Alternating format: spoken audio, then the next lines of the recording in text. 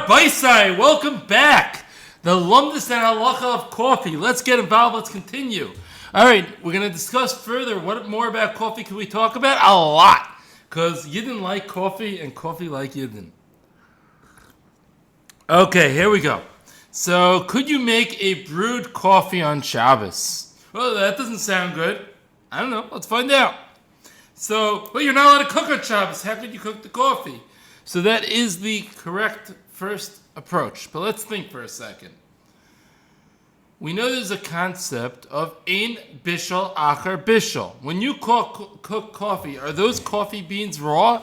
Well, actually, they're roasted. They're not purely raw. They were already roasted. So do we say ein bishul achar bishul? They're already cooked. They're already roasted. And therefore, we could just go stick it into the boiling hot pot of water, even in the urn. Just stick it in. What's going to happen? It's going to recook? Who cares? Ein bishul achar bishul. Well, actually, it's true that we say ein bishul achar bishul, but this is bishul achar tzli, because there's a whole discussion and a whole machlokes whether or not we say yesh bishul or ein bishul achar tzli. L'maisa, we paskin yesh bishul achar tzli. So even though it was pre-roasted, there still could be a potential iser bishul for cooking. So you will not be able to put those coffee grinds, we're talking about the brewed coffee for now, you're not going to be able to put those coffee grinds into the kli rishon, into the pot itself. Okay. And by the way, there's also another potential issue of mechzik and mevashel, and once again, so you're not going to be able to put that coffee into the kli rishon. Okay, what about, could I put the coffee into a kli sheni? What is a kli sheni? You go from the urn into a cup. This is the kli sheni. So, could you put the coffee grinds into the kli sheni? Well, let's look at the Gemara. It's not the Gemara. The Gemara says, kli sheni einay mevashel. So if kli sheni ain't mevashel, it sounds all good. Kli sheni doesn't cook, so what's the problem? However, the Gemara says there is the exception to the rule. Something called kalei habishol. Kalei habishol means things that are easily cooked. So things that are easily cooked can't be put into a kli sheni. Now, over the generations, we kind of lost our understanding of what exactly qualifies as kalei habishol, things that are very easily cooked, and things that are just general items. Therefore, L'maisa, lefi the Mishnah Berurah, we don't put anything into the kli sheni except there's some exceptions: oil, water, spices. But besides that, we do not put things into the kli sheni because who knows? Maybe the item that I'm putting in the kli sheni, maybe that's a kalei habishol. Happens that the Chazon Ish was makel against the Mishnah Berurah, and the Chazon Ish said anything that doesn't seem like it's easily cooked could be put into a kli sheni. If you're in Bnei Brak, you can take the Chazon Ish's kulas. If you're a regular Yid, l'chayra, we're going to go for the Mishnah Berurah. Now, foods which are raw and appear like they are kalei habishol, things that seem like they're easily cooked, we are machmer, right over the poskim are machmer, that you can't even put them, not only can you not put them in a kli sheni, but you can't even put them in a kli shlishi. What's a kli shlishi? Urn. 1 cup is kli sheni, 2nd cup is kli shlishi. It gets a little confusing because 1st cup is kli sheni, 2nd cup is kli shlishi. If you write poskim, sorry, if it's more than yad slas, but you can't put in the food that is easily cooked. Many know the famous heter of Moshe. Moshe says tea, which is the classic example, tea leaves of that which seems to be easily cooked. Zakter Moshe, you can make tea in the kli shlishi. So everybody, most of the people in America, the way that they do it is they take the tea, 1 cup, 2nd cup, make their tea in the 2nd cup. In Eretz Yisrael, what? Tea on Shabbos? What are you? You're Jewish? So it's a very different approach whether you live in Eretz Yisrael or in Chutz La'aretz regarding the sheila of tea in a kli shlishi. Okay, fine. Now back to us. But now we said for a regular item, not tea, a kli sheni would be a problem. A kli shlishi would be fine. Zakt the Yereim. The Yereim says that when something is baked, not only is there going to be an isser now of bishul. What's the difference between cooking and baking, by the way? Baking or roasting is a dry heat. Bishul is when you use liquid to cook something. So once you have already cooked, you baked something, now it's very, very easy to be mevashal, to cook it with water. And therefore, all items that are baked are now kalei bishul. So Zak the Yereim, you can't take your challah and put it into the kli sheni soup. You know, the soup, don't worry, the soup at your bowl will generally be considered kli shishi because the ladle will be the kli sheni. However, if you leave the ladle in the soup, it won't be able to be the kli sheni, and then you're going to have a problem, as the Mishnah Berurah is machmir for the Yereim and the kli sheni, and you won't be able to put your challah into the soup bowl. If you got what I said, great. If not, rewind, play again. Okay, now back to coffee. Or back to general items. Anything that's baked first, you cannot put into the kli sheni because we are worried, even though we generally would say, something that's already pre-cooked. Let's say if there was bishul done to something, we would be allowed to put it in a kli sheni, which is something new that I didn't say yet. But if it was baked already, we will not put it in a kli sheni. The mashmois of the Mishnah Berurah is he's only machmir for the Yereim in a kli sheni, but once it gets to a kli shlishi, the third kos, you would be allowed to put the baked item into a kli shlishi. Now, let's think for example about coffee. So coffee, what is that? That's something that's tzli, roasted and baking. Without getting too involved with the differences, we're going to call it the same thing. And so would the Mishnah Berurah allow in the kli sheni? No. Would the Mishnah Berurah allow you to make coffee in a kli shlishi? The pashtus, yes. It seems the Mishnah Berurah would allow you to make coffee in a kli shlishi.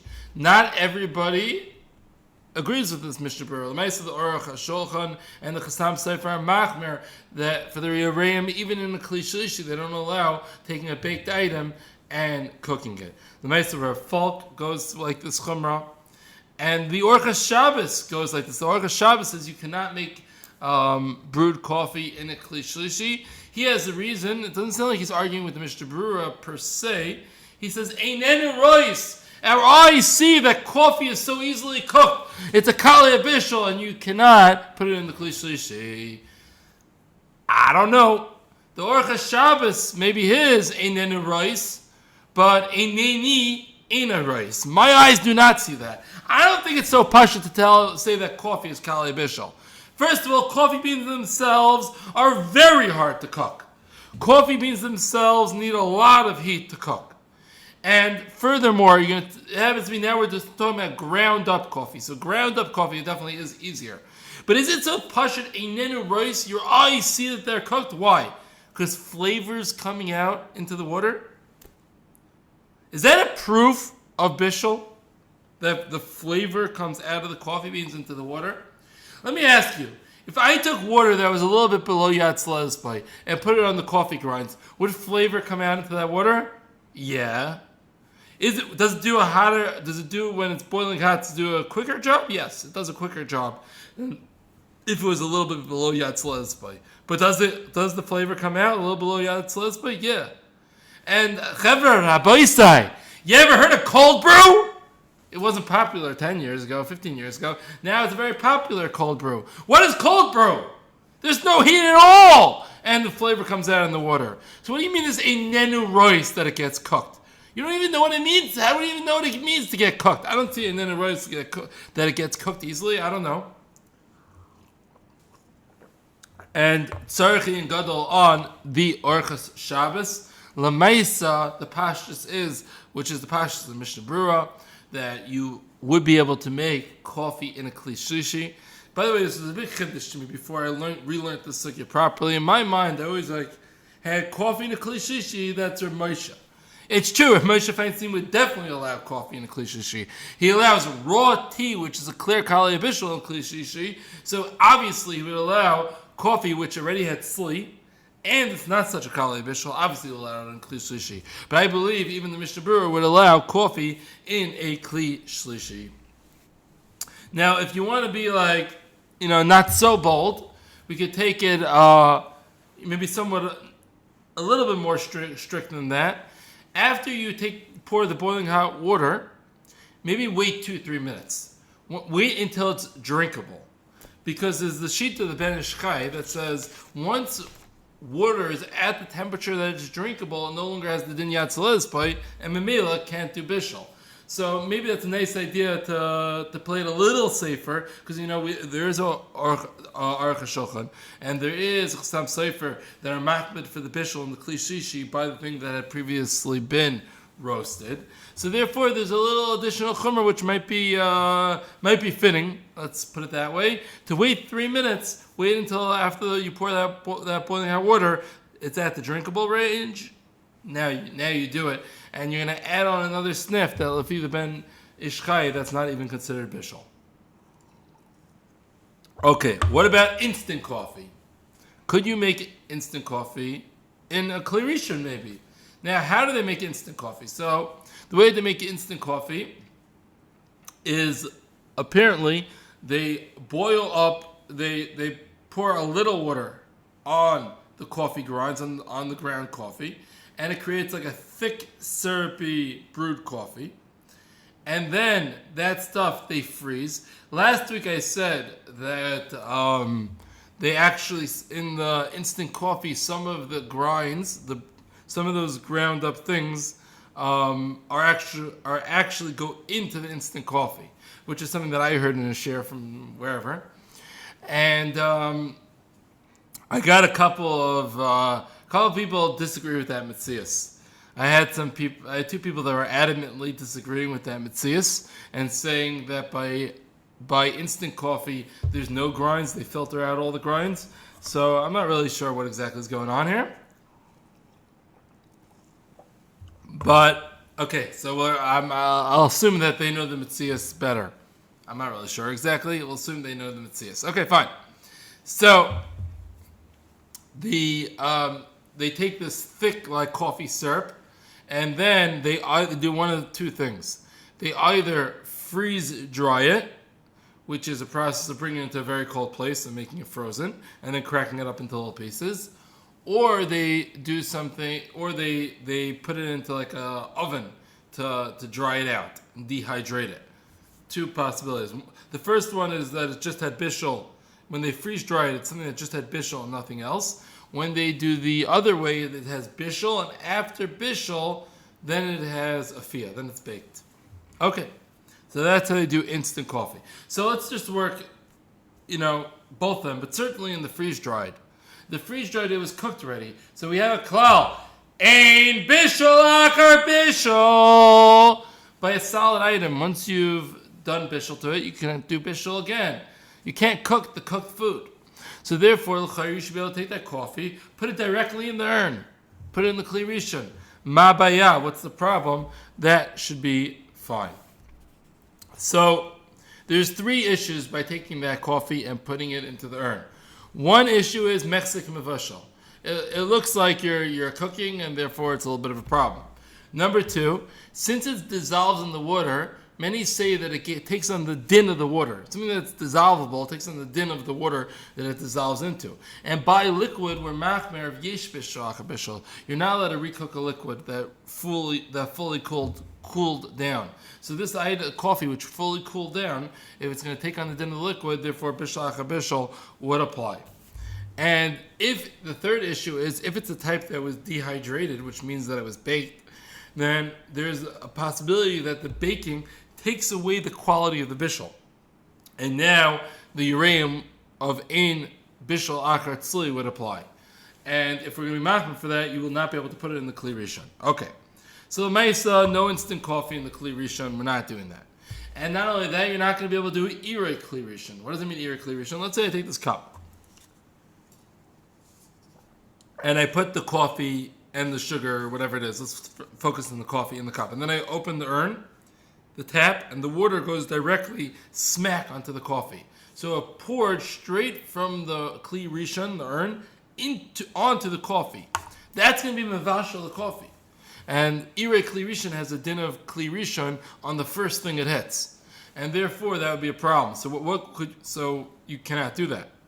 So if we're going to allow kli sheni, we're going to discuss in a minute whether we allow kli sheni. But if we allow kli sheni, what you do is, let me actually first speak about kli sheni, and then I'll tell you how to do it. So, can one make coffee in a kli sheni? The answer seemingly is yes, because there's no mechzik mevashel in a kli sheni, and if you hold it as the din water, there's no bishul achar bishul by water in a kli sheni, and the question is there? What about the tzli achar, the bishul achar tzli? So as we said, the Mishnah Brura seems to hold that there's no bishul achar tzli in a. Well, actually, we said that there is in the Kli Rishon, fine. But over here where we already had the bishul, I'm going to take the baked in a second. By the one that was dehydrated, so the chayra it should work in the kli sheni. But if you hold, there might be a chumrah to say that we took away the bishul, because over here it had bishul. So if you're machmir for the shita that says that the baking took away the bishul, then there would be a problem to put it in the kli sheni, because the Mishnah Berurah is machmir for bishul achar tzli, which is a chumrah in the first place. But if we're not machmir for the shita, and we're going to hold that the tzli doesn't take away the bishul quality, you'd be allowed to put it in the kli sheni. So one more time, just to say the last point, because it's a little unclear. The freeze dried, the chayra is perfectly fine to put in the kli sheni. The dehydrated, there's more chumrah reasons to say not to. Okay, so how would you do it in the kli sheni? You first fill up the kli sheni with the water. You take the empty cup, you fill up the kli sheni with water, and then you put in the coffee, and then you put in the sugar, and l'chayra, it is not a problem. Once again, if it's dehydrated, there's a chumrah. If it's freeze-dried, it's pretty ganz fine to do that. Okay. Is there any other reason not to put in the kli sheni? Because, you ever go to shuls and you see there's cups all over the place, and if everybody was only using kli sheni, then you wouldn't need cups all over the place. So there is another chumrah, which is like this. There's a concept that you're not, one of the halachos and Shabbos, you're not allowed to dye things. So you're taking this clear water, and when you put in the coffee, you're coloring the water. You're turning the clear water into black water. So turning clear water into black water might be a problem on Shabbos. However, l'maisa, we hold ein tzvim ba'eichlin. And if we hold ein tzvim ba'eichlin, so therefore it really should be fine, because there's no coloring food. So there is a chumrah that wants to say, what is coffee anyways? I think it's based on Aruch Shulchan, if I remember correctly. What's coffee anyways? It's just colored water. And therefore, if it's just colored water, it's not about that you're making coffee. The whole point of coffee is just to have a colored water. And therefore, one should be, some are makbid, it's issue of tzviyah, it's an issue of coloring the water, and therefore you can't put, their makbid not to first put water and then to put the coffee. Now, to me, it sounds a little far-fetched in a way. I mean, once again, there's big people that say it. I can't say it, but I definitely hear the argument that you're not coloring your water. You're making a coffee. But some are makbid for this, and therefore what they're going to do is they're going to take a kli shlishi, meaning the second cup, put the coffee and sugar in the second cup, fill up the first cup with water, and then pour it into the second cup. And now you have, once again, the chumrah if it's dehydrated, and you also have you get to avoid the issue of tzviyah ba'eichlin. Okay, so that's what a lot of people do. Some other people argue that that didn't really help you, because now it's better to put. Some people say it's better to put the coffee into the water because there's less issues of neilud biyadayim. Whereas if you put the solid coffee into the kli shishi, and then you pour the boiling hot water from the kli sheni onto the kli shishi, you did neilud biyadayim. You turn that solid into a liquid, and therefore it's a problem. Whereas when you put the coffee on top of the water, apparently it's more passive. Most poskim are not concerned about the neilud issue. Okay. Now the Mesa, once again, the halacha, kli sheni, the seder. Those that want to be machmer use a kli shishi. I just want to make a little note to the public about the kli shishi, that some people think you need 3,000 cups for one shul. And you ever go to these shuls and you see like cups like all over the place? It took like 40 cups for 12 people to make coffees. You don't need 40 cups to make. You know how many extra cups a whole entire shul needs to use? One extra cup. Why? Like this. You ready? You fill up from the hot water urn, and you take the second cup, and you put the coffee, and you spill it in. Right now, the problem is that this coffee cup has a little droplets of water on the bottom. So people don't want to fill directly, even though the Meister Moshe Feinstein says it's fine, and there's no problem of filling it up with those little drops. And other places say just shake out the little drops, and therefore whatever is left is not important. But Lamesa, you want to be machmir, so you don't want to use that cup. So it's very simple. You take that cup that somebody used before you to fill it up with hot water, and you put your coffee and sugar in that cup. Then you take the new cup, you fill the new cup up with the boiling hot water, and then you pour it into that cup. And the next time around, the next guy takes the pouring cup, puts his coffee and sugar, new cup, hot water, and pour into that cup. And the whole entire shul just needs one extra hot cup. You don't need to waste 300 hot cups. I know, the Gabbayim are very happy. I just saved the shuls lots of money. Okay. What about adding milk? You can add milk in the Kli Sheni because milk is pasteurized and ein bishul achar bishul. What about sugar? You can add sugar in the Kli Sheni. It dissolves into the water. It has the din of the water and ein bishul achar bishul. And also I would add that I think most of the sugar is pre-cooked, but I'm not positive about that. Okay, and we discussed the droplets. Now, one thing that I want to point out, which is an important point, is that there's a couple of brands of coffee. Starbucks Via, there's a coffee in Israel called Barista, another one called Intense, which what they do is they add a certain amount of raw coffee grinds, ground coffee into the instant coffee mix. That raw coffee cannot go in a Kli Sheni. And if somebody's using Intense, Barista, or Starbucks Via, that needs a Kli Shlishi. So just be careful. I said before, Kli Sheni is really okay, but not for those coffees. Okay, next. Now, let's discuss for a second a couple more related shilas with making the brewed coffee on Shabbos. Now, how can you make brewed coffee? Surely you have a issue of boirer. It sounds pretty bad. I mean, let's first talk, obviously we're not using an electric coffee machine. So let's discuss, there's something called a pour over. A pour over is like, on top of your cup, you stick this big filter, and you put the ground coffee into the filter, and you pour boiling hot water in. The ground coffee doesn't fit through the holes of the filter, only the water does. And the water drips through, becomes coffee, and the coffee grinds stay on the top. That sounds pretty good, Perlach.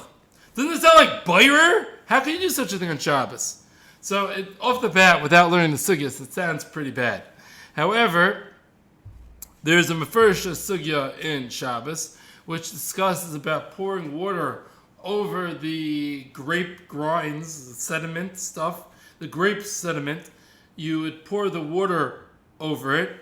Out would come wine juice, we'll call it, and it says you're allowed to do that on Shabbos. The question is, why in the world are you allowed to do this on Shabbos? Surely it's boirer, only the liquid's going through.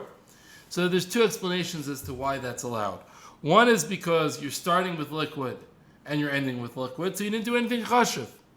Number two is you're not actually doing a mesa of filtering. You're just pouring the water and gravity's taking care of the rest.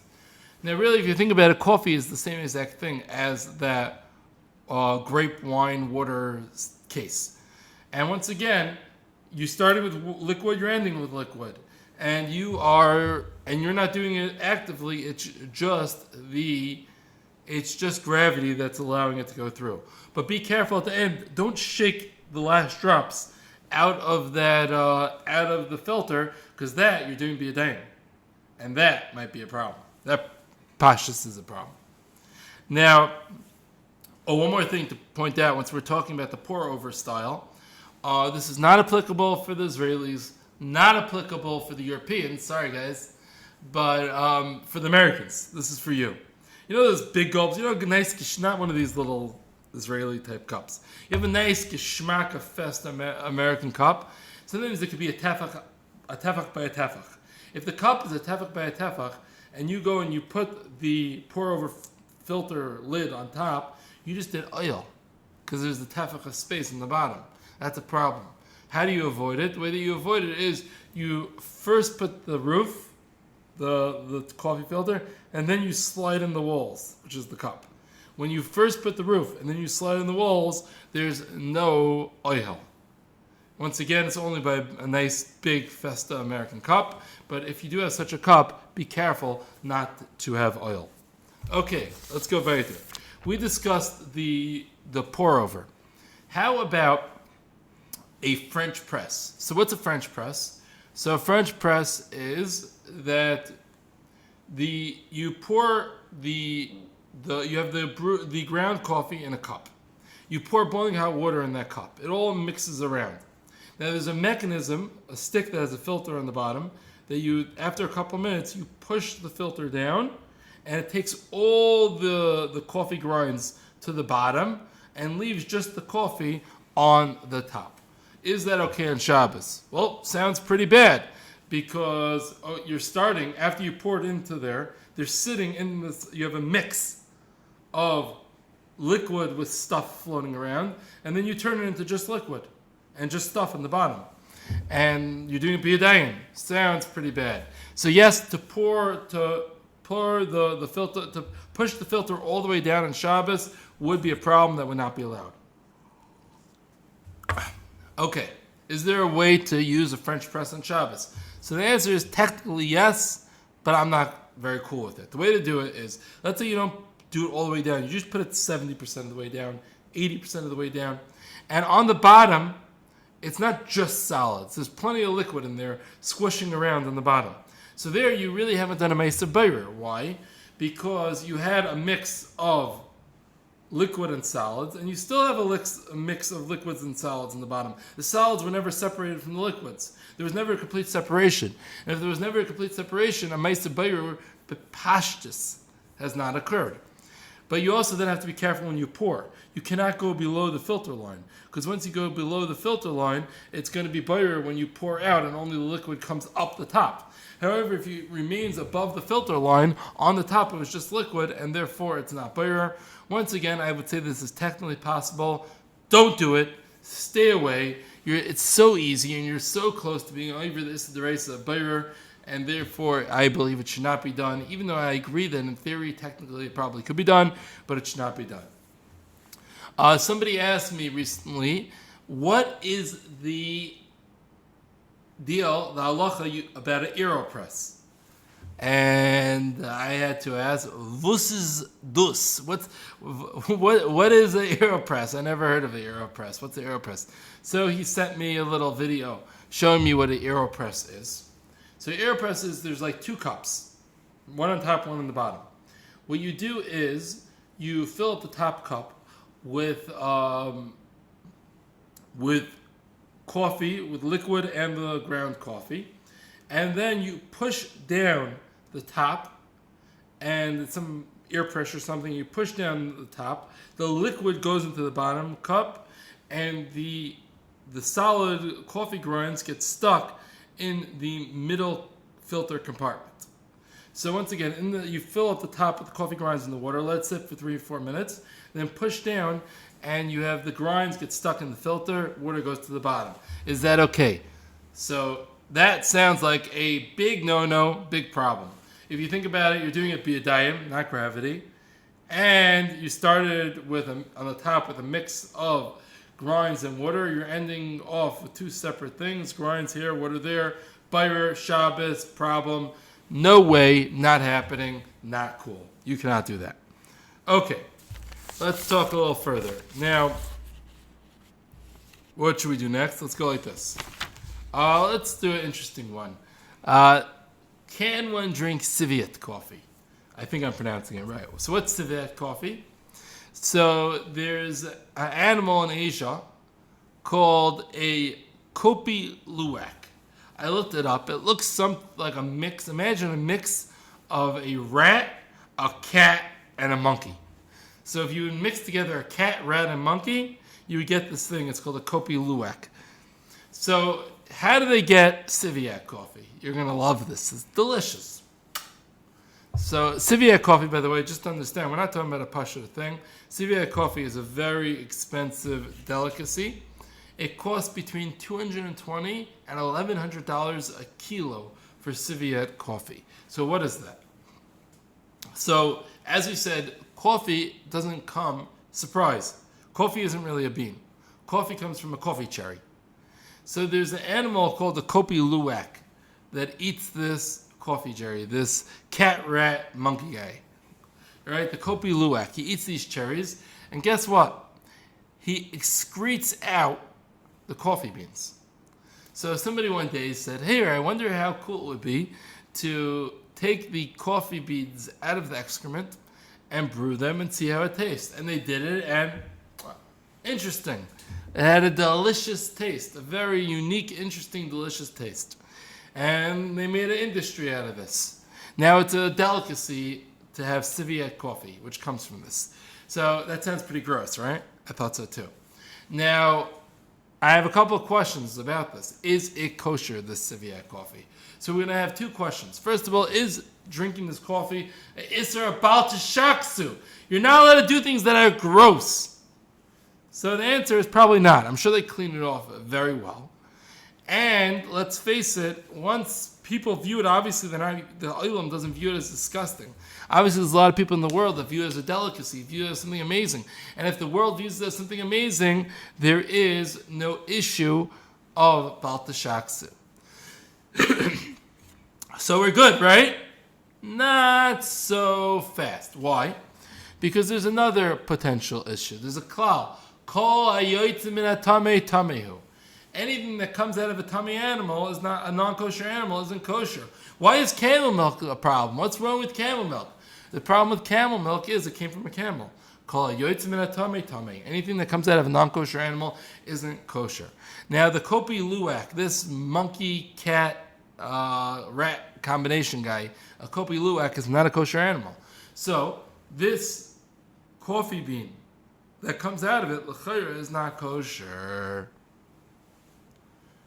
And don't tell me, it just went through the system. It's like a penny that just goes through the system. Obviously not, because we all know that it tastes different, right? It has a special taste. It's not just a coffee like went through the system. So l'chayra, it's a problem. Now, one may argue, we have an example in the Torah of a case of a food that comes from a non-kosher animal and is kosher. What is that? Honey. The Gemara in Bechoros actually asked, why is honey kosher? I think it's Vav and Aleph maybe? Why is honey kosher? It came from a bee.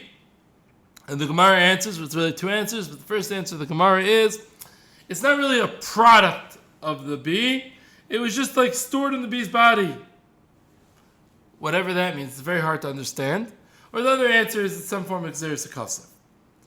Now, what about this kopi luwak? So, on one hand, I would say, okay, we see that that it works for honey and a bee. It doesn't prove that it works for the kopi luwak. You know, one could argue, though, l'kula, what happened to the kopi luwak is much less than what honey. Honey pollen, flower pollen, went into the honey's mouth. Out came honey. So that's pollen flower went into the bee's mouth. Out came honey. So that's a major change. Over here, a coffee bean came in and a coffee bean came out. Yes, it tastes a little different, but at the end of the day, it's a coffee bean. So one could argue there's been less of a change and it should be okay. So I'd point out it's not so simple. One thing that there's an advantage that the bee has over the kopi luwak. By the bee, it goes in the mouth and out the mouth. It's coming out the same place that it came in.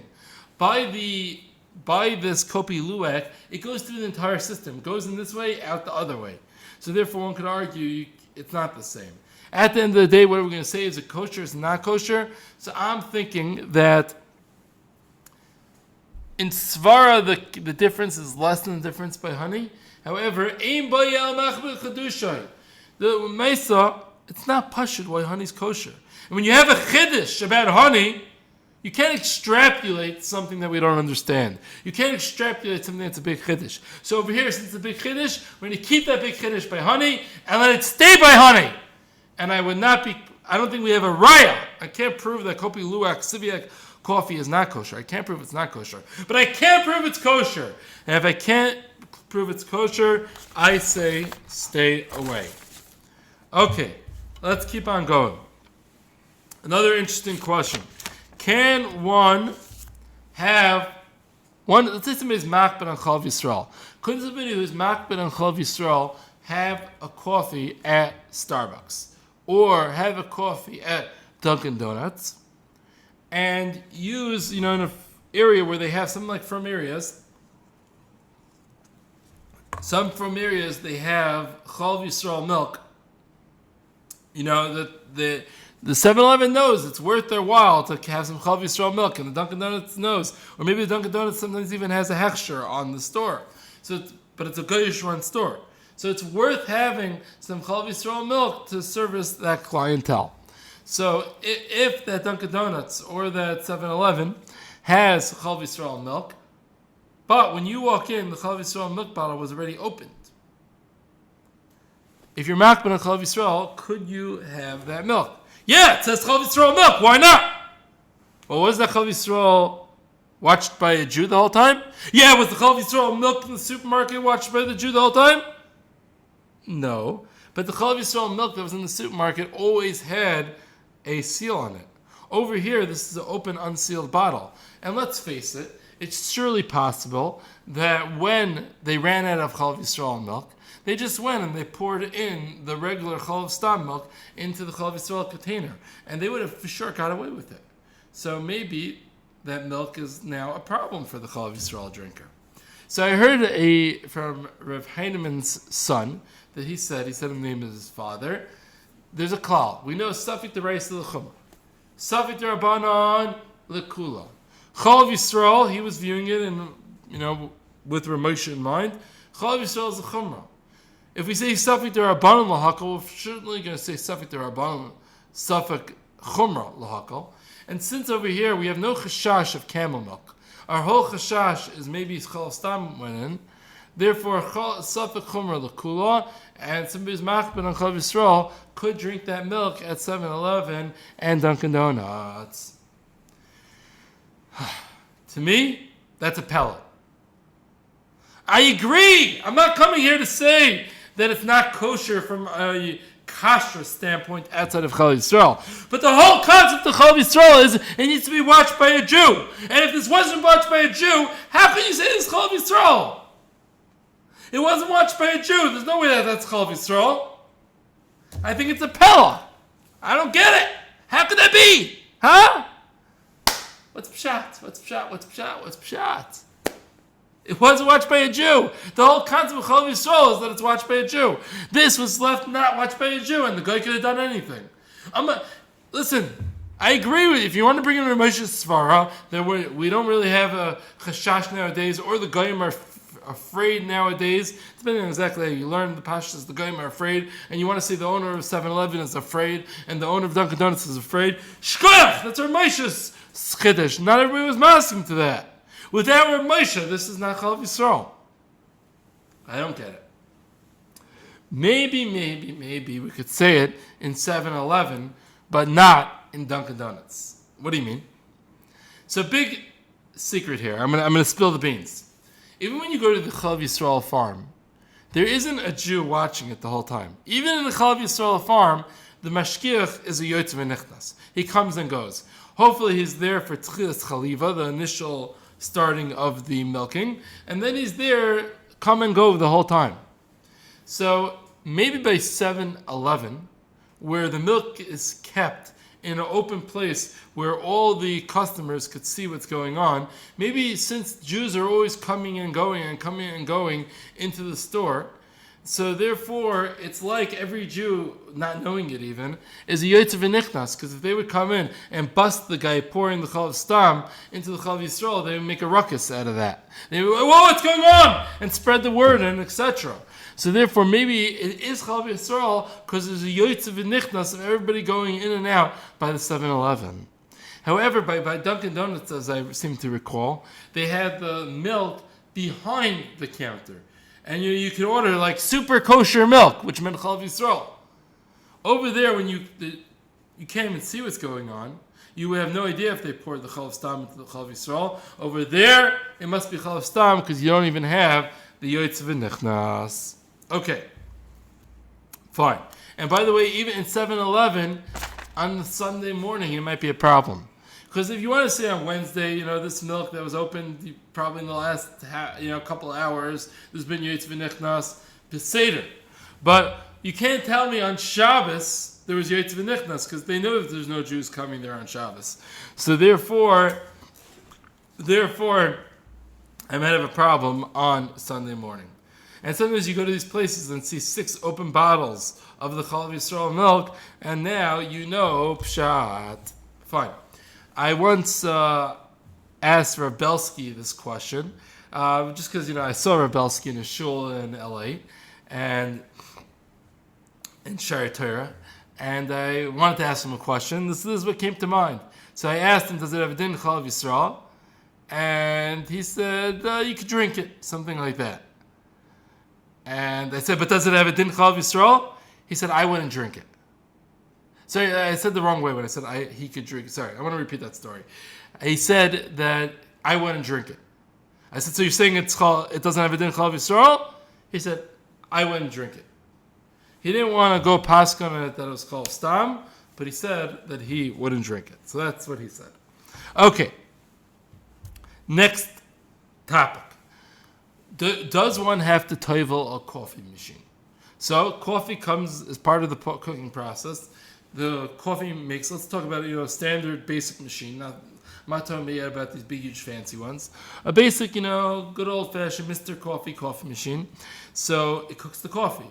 So not only does the glass container that receives the coffee need to be toiveled, but the whole machine that makes the coffee needs to be toiveled. So yes, you toivel it. Oh, but it's electric. So stick it in the water. Keep it out in the sun for a week. I mean, obviously it depends. In the winter, you might need 2 weeks. In the summer, you might need 3 days. Whatever it is, keep it in the sun for a week and let it completely dry out. And then 95% of the time it works. What do you mean 5% of the time it breaks? Yeah, there's a cost to being a firm Jew. There's other parts of being a firm Jew that cost more. Okay, that's the standard coffee machine. What about a Keurig machine? So what's the difference? So apparently, I hear conflicting mitzias. Some people say that a Keurig machine for sure breaks. When you put it in water, it will definitely break. Other people say it will sometimes break. Some people say no, it won't break as long as you know how to do it. So it's a little bit of a machlokes whether or not it breaks. Now also, by the way, the outside of the machine is plastic. The inside is metal. The question is, when you're toivel, will the water actually even get to the metal? Tzarchin. But it might have a heter anyways because it's the concept of a belua, like something that's inside your body doesn't need tefillah, so maybe that also doesn't need tefillah. It's a little unclear. Okay, so l'maisa, what do? I'm telling you, it's likely going to break if you're toivel. So if it's likely going to break, what are you going to do? So there's a heter from Rav Heinemann that he says that's something that it's for sure going to break, because Rav Heinemann's on the team that it's for sure going to break. It's for sure going to break. And since it's for sure going to break, you can't be toivel. Something that can't be toiveled doesn't need tefillah. He has a raya, how? There's a concept that, let's say there's a shutfit, something that's half owned by a Jew, half owned by a guy. The halacha is that you don't need a toivel. Why? Because the second after your toivel, as Avnei Nezer explains, right after you toivel, it's just going to need tefillah right away because it's in the guy's possession, so it automatically needs tefillah right away. Something that can't be toivel doesn't need tefillah. That's the way the Avnei Nezer explains it. So Rav Heinemann says the same thing by a Keurig machine. Now, there's a lot of kashrus on this Rav Heinemann. A lot of poskim are not very happy with this. Like Rav Belsky says, what do you mean? You can't do anything. You could do something. You could sell it to a guy. And therefore, there's what to do. Now, I just want to point out once I just mentioned selling to a guy. Rav Belsky used to, like in commercial kitchens, sell things to a guy. But he would make like 12 kinyanim. He would do kinyan agav, kinyan sudr, kinyan chatzar, a handshake, verbal agreement, you name it, he did it. But a lot of people do this here. Bring the coffee machine to the guy and say, here, it's going to be yours. The guy at the store, he says, okay, fine, whatever you say, hocus pocus, beseder, whatever you want. Those kinyanim are very, very shvach. However, if you have, let's say, a aid for an old person, or you have a live-in maid or something like that, and you give it to the live-in maid as at least make them a part owner, and they live there, so the fact that it's staying in this house makes perfect sense, and they're allowed to use it, so therefore I am very cool with that type of selling to the guy. But let's say the selling to the guy is not a good option. So what do? So the Rav Heinemann says that it's okay because it can't be toivel. Most poskim disagree with this. Another heter is the heter of the Shabbos Yaakov. The Shabbos Yaakov says anything that's plugged in is considered attached to the wall. So anything that needs to be plugged into work is considered attached to the wall, and once it's attached to the wall, it's what we call mechuber lekarka. And anything that's mechuber lekarka attached to the wall does not require tefillah. So that's another possible heter. But once again, Roy Poskim don't hold of that heter. There's another way of solving the issue. The issue is if you take it apart and you put it back together, so now it was made by a Jew. Because even though a guy originally manufactured it, but now since the Jew took it apart and the Jew put it back together, it's made by a Jew. The problem is, if I take it apart, I won't know how to put it back together. And the poskim say it's not just any putting back together, it has to be something called a ma'aseh uman. It has to be a professional job, not something that everybody could do. And if it's something that everybody could do, then it was never really broken. What about snipping the plug of this Keurig machine, snipping the plug of your electric appliance, and then rewiring it together? Is that enough? So the place can say that's not enough. Since so many people know how to rewire that together, it's not a big chop. Therefore, it's not considered a professional job, and that would not be good enough. I think by the Keurig machine, the pashtus, if you have all three things working for you, the pashtus, that would be enough. So I think it would be enough to cut the wire of the Keurig machine. Because on one hand, you have the Rav Heinemann's heter that it is untoivable. You also have the potential heter of the Shabbos Yaakov that it's mechuber lekarka. And on top of that, it is debatably a ma'aseh uman, a professional job to put it back together. You put all three together, and then I'm okay with your coffee machine. Let me ask you a question. The coffee jar, that Taster's Choice jar, do you toivel it? Ooh, what do you mean do I toivel it? I buy it from the store. Ooh, what do you mean? So, well, it's glass. Glass requires tefillah. So what do? So is that going to be enough? I mean, who cares? It's a glass jar. So, buy a Snapple bottle or a beer bottle. It's a little easier. You say it's disposable. Once again, not everybody even agrees to that, but you could say it's disposable. It's a one-type use. You just use it once, or maybe it's you just use it once, and since you use it once, and then you throw it out, maybe it's okay. But your Taster's Choice instant coffee, it's gonna be around for a couple weeks. Some people longer. So it's not so simple to call something disposable if it's going to be around for a long time.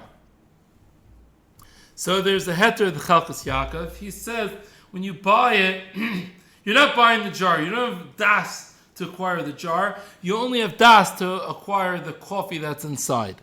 Now that's very difficult to say because I want to tell you something. In Eretz Yisrael, they don't have this in America, but in Eretz Yisrael you could either buy coffee like the Jacob's or Taster's Choice in the jar, or you could buy it in these paper containers, and they're like 2 shekel less. Now, most people buy it in the jar. Why do you buy it in the jar for 2 shekel more when you could buy it in those paper containers for 2 shekel less? You know why? Because you want the jar. And I know you guys in America, don't start saying in America, well, us in America, they know in America, they don't even bother trying to sell the paper ones because they know you're going to buy the glass ones. So, obviously you have kavanah to buy the glass. There's another heter, the heter of Rav Moshe. Rav Moshe wants to say that the glass container is bottled to the coffee. It's like a piece of coffee. It's glass coffee. and therefore it is allowed. And Ramosha says, I know this because I know back in Russia, everybody used to reuse the vodka bottles. Even the Gedolei Rabbanim, they would reuse the vodka bottles. So I know it's allowed. I just have to find the heter. So that's the heter. The heter is that it was bottle. And then when you reuse it, you can even reuse it a second time. Why could you reuse it a second time? Because now it's made by the Jew. Before it wasn't a glass bottle, and now it's a glass bottle that it's made by the Jew. But once again, if you're using the Halachas Yaakov and you want to reuse it, then there's really a problem. If you're planning on reusing the glass container to put in your tea, put in your sugar, put in your whatever, it's very difficult to say you had no intention to acquire it, and then you're reusing it. That would be very difficult. Now, Ramosha didn't want to extend his heter to metal, because he only saw it in Russia that they were doing it with the glass containers. He didn't see that they did it with the metal containers, and therefore he didn't want to extend the heter. And yet, that's the idea of coffee. I think we have summed up the ideas of coffee. We've dealt with many different sugyas. We dealt with all the Hilchos Shabbos, the bishul, the bayrer. We dealt with the Kashrus of the Civet coffee from the Kopi Luwak. We discussed oil, and we discussed also now in Hilchos Tefillah. Baruch Hashem, I wish the oilam geshmak a week and a geshmak a coffee. Enjoy the coffee, drink it the right way. Have the kashrus of the chalav yisroel, which might be to stay away from the milk at Dunkin' Donuts, and is what to debate about by 7-Eleven. And if there's a bottle that you could open, that's always better. And have an amazing week, and shkayach for listening. Looking forward to seeing you next week.